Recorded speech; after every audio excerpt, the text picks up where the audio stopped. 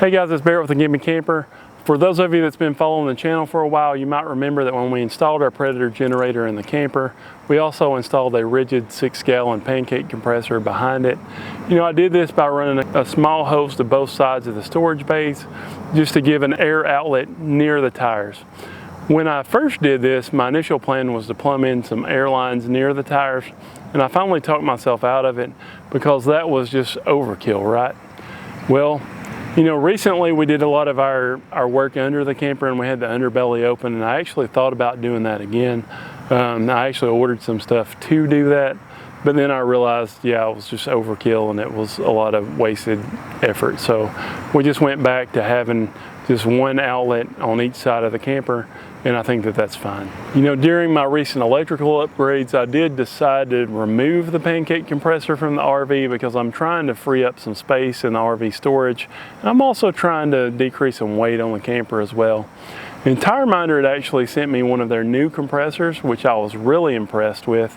And, you know, to tell the truth, I thought I'll just take that little compressor, that Tire Minder compressor, and I'll just put it in the front with my electrical stuff, and I'll just hook it up if I need something. Because if I use the pancake compressor, I do have to turn the generator on and all that.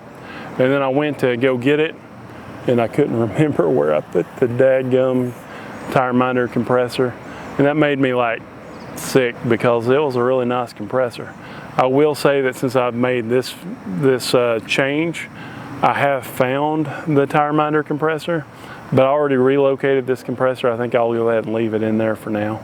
Now we will be having a review on the Tire Minder compressor, and I'll have to say that I like it a lot more than the Vier compressor that I had initially, which I think was just based on the model that I got because I got the cheap version, and you know, it didn't have the two hoses, and you had to hook up the tire, and then you had to go back to the compressor and turn it on, and then you had to go back, and before you could see the pressure, you had to go back and turn it off, and you had to go back and forth, and I really hated that. But you know, that's not an issue on this, and I really like it, and we'll have a review on it eventually. And I want to say it's probably quieter than the Vier, but it has been a long time. But I'll say that this dadgum thing is pretty dadgum quiet. You know, I always leave the air compressor turned on, and I just plug it in whenever I need to use it, and that controls the power aspect. And then I also have a drain line plumbed out to the storage bay, and so that lets me drain it out without having to get to the compressor. And so because of these, you know, I was in there one day and I was doing some work on the camper, and I thought, why does the air compressor have to be in the storage bay? Why can't I put it somewhere else? And so I have a false wall in my camper that the water pump and stuff's behind, and I thought, why can't it fit back there? And I just tested it out, and it did fit back there, and all hoses worked and everything, and I was like, well, we're just going to leave it back here because that frees up the storage area. Still a little bit of weight inside the camper, but you know, truthfully, I would rather have redundancy when it comes to stuff like that, and so I'd like to have a nice, like, normal air compressor over the 12 volt as well. And so even if I do carry the Tire Minder, I'd like to have the regular air compressor. And by doing that, I retain the ability to use like an impact gun, an air impact gun, which I probably wouldn't be able to do with an RV model specific air compressor. Now obviously it didn't fit perfect in there. You know, it does kind of sit a little rocky. I could have spent some more time, like built a base panel and spaced it up a little bit, but I didn't. I just threw it in there.